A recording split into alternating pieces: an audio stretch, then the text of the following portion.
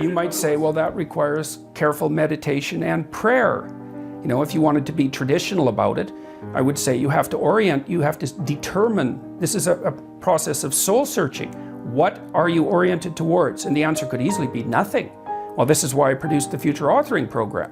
You got to be oriented towards something, because otherwise you're disoriented. You just spin around in circles and then you suffer. And so do people around you. It's not a good solution. Orient yourself towards something. You have to figure out what it is. What will work for you? What goal would justify the suffering of your life? Start trying to piece that together. You're going to get better at it. But it's a personal process.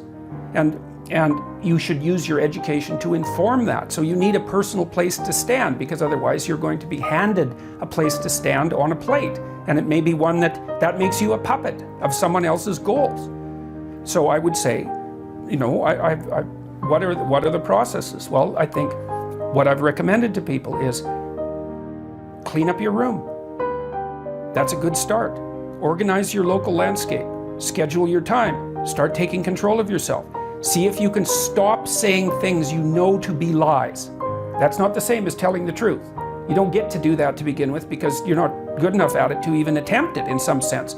But everyone can stop saying things they know to be falsehoods. They can use their own damn definition of falsehood. Stop saying things that violate your conscience, instead of stop saying things you know to be untrue, because we run into the truth problem. But I would say stop. Here's another idea. Stop saying and doing things that make you feel weak.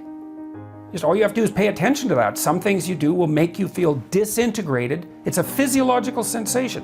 Disintegrated and weak. It's something that Carl Rogers commented on. He thought about that as part of, now I can't remember the word. It's something like integrity, but that isn't the word he used. But some things improve your integrity and some things disintegrate you. Now, the things that disintegrate you, you often do to impress other people, or because you're taking a shortcut, or you're escaping what you know to be your moral obligation. And your moral obligation stems naturally from your aims. Like once you have aims, you have moral obligations.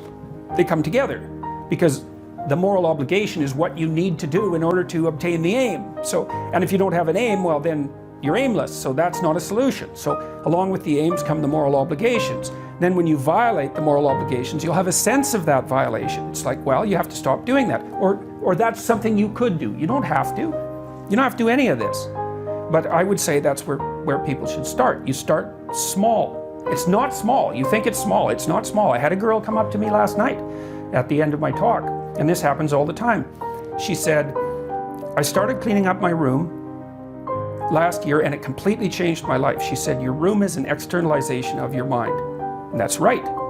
That's exactly true. To the degree that you're in your room, the room is you. Now, that isn't how people think, but that's okay. It doesn't matter if they think that way. That's how it is. So straighten up what you can straighten up and quit saying things that make you feel weak. And then you'll know what to do next.